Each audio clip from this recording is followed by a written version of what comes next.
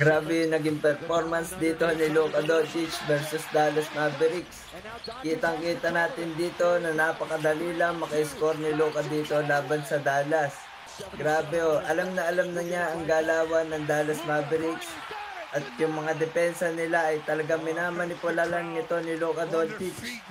At grabe din ang 3-point shooting dito ni Luka ay grabe, napakataas. Kaya masyadong too easy dito ang Los Angeles Lakers versus Dallas Mavericks. Grabe pag-comeback ni Luka Doncic dito sa Dallas. Grabe yung performance na nagawa niya. 45 points, grabe. Hinayang dito ang Dallas Mavericks at lalo na to si Nico Harrison.